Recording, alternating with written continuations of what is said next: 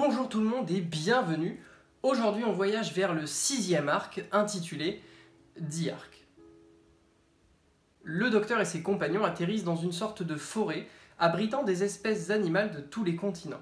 Dodo pense être sur Terre, mais le docteur en déduit très vite qu'ils sont sur un vaisseau spatial. Ils font peu de temps après la rencontre des gardiens et des monoïdes. C'est une espèce extraterrestre ayant à la place des cheveux une serpillière et un seul œil qui est situé dans leur bouche. C'est là qu'on y apprend qu'ils sont bel et bien sur un vaisseau spatial, mais qu'ils ont voyagé quelques millions d'années dans le futur. Les humains, ils ont quitté la Terre parce qu'elle était en train de mourir, et ils ont entrepris un voyage dans l'espace d'une durée de 700 ans vers une seule planète, se nommant Réphusis. Alors que le commandant, il veut en apprendre plus, et le docteur aussi, toute la population du vaisseau est frappée par un rhume. À la base, c'est Dodo qui l'avait. Ça commence très fort avec elle, hein.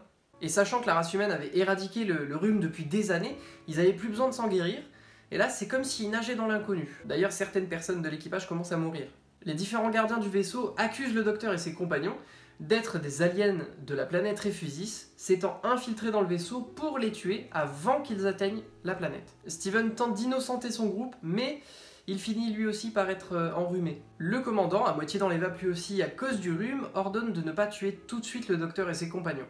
Il autorise le docteur à créer un vaccin, seulement si son cobaye c'est Steven. On espère qu'il ne se rate pas, hein? Oui, évidemment, on espère qu'il ne se rate pas. Le docteur parvient à guérir tout le monde et ils peuvent s'en aller. Ils décollent mais atterrissent 700 ans plus tard au même endroit. Tout a changé. À présent, les monoïdes sont au pouvoir et c'est au tour des gardiens d'être les esclaves. Le chef des monoïdes s'appelle 1 et son second s'appelle 2. Et d'ailleurs, ils veulent Réphusis pour eux tout seuls. Ah, ça rigole plus, hein. Ils envoient un monoïde, un gardien, le docteur et Dodo en éclaireur sur cette planète. Là-bas, ils tombent sur un château, la planète semble inoccupée, mais pourtant, il y a bien quelqu'un. Les Réphusiens sont des êtres invisibles ayant une conscience très développée. Et ils s'étaient déjà préparés à la venue de l'Arche, hein, d'où le château. Décidément, ils aiment bien utiliser les petits êtres invisibles pour leur scénario en ce moment. Bref, du côté des monoïdes, il y a grosse embrouille là quand même, parce qu'il y en a un qui est pas d'accord avec l'autre, ils veulent tous aller sur Réphusis alors que certains autres sont pas d'accord que ce soit la chose à faire dans l'immédiat. Ah oui, ils veulent aussi tuer tous les gardiens en faisant péter une bombe nucléaire qui est cachée dans la statue sur l'Arche. À leur arrivée sur Réphusis, les monoïdes commencent à s'entretuer. Et entre-temps, Steven et les autres découvrent que la bombe est dans la statue, et après ça, la guerre se finit. Les Réphusiens sont d'accord que tout le monde vienne sur la planète Réphusis, à condition que les humains fassent la paix avec les monoïdes. Tout est bien qui finit bien, le docteur et ses compagnons retournent dans le TARDIS. Seulement après le décollage, le docteur éternue et se met à devenir invisible. Bon alors, cet arc, il était plutôt sympa. J'ai beaucoup aimé le déroulement en mode on arrive sur un vaisseau à une certaine époque, il y a un problème, on le résout, on s'en va, et on atterrit au même endroit, mais bien plus tard dans le futur, et c'est un autre problème.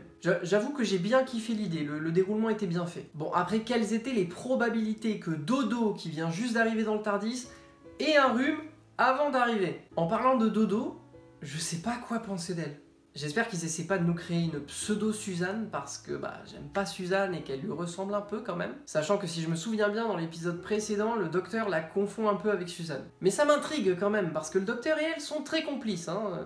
Ils se tiennent la main, elle va dans ses bras quand elle est apeurée, alors que ils se connaissent que depuis 2 heures environ. J'espère qu'à l'avenir, elle va s'imposer. Être moins trouillarde et plus débrouillarde. Surtout qu'elle arrête de rentrer dans l'espace vital du docteur, enfin, même si ça le dérange pas, on dirait qu'ils sont de la même famille, alors que non. Ensuite, ma critique de cet épisode tombe pile poil au moment où on traverse une crise contre un virus. Bon, je vais pas vous faire la leçon, je pense que vous en avez assez entendu, mais quand même, prenez soin de vous, prenez soin des autres, lavez-vous les mains et restez chez vous. En plus, je vous ai prévu plein de trucs, donc je vais faire mon maximum pour vous divertir pendant ce confinement. On va s'en sortir, la Terre, elle a connu pire, nous avons connu pire, donc faisons en sorte d'éradiquer ce virus au plus vite possible en restant chez nous. Enfin bref, c'est la fin de cet épisode, n'hésitez pas à me dire ce que vous avez pensé de celui-ci dans les commentaires. Comme d'habitude, lâchez un petit pouce bleu et activez la cloche, comme ça vous ne louperez pas les prochaines aventures du docteur, mais aussi les miennes. En attendant, moi je vous embrasse et je vous dis au week-end prochain les amis.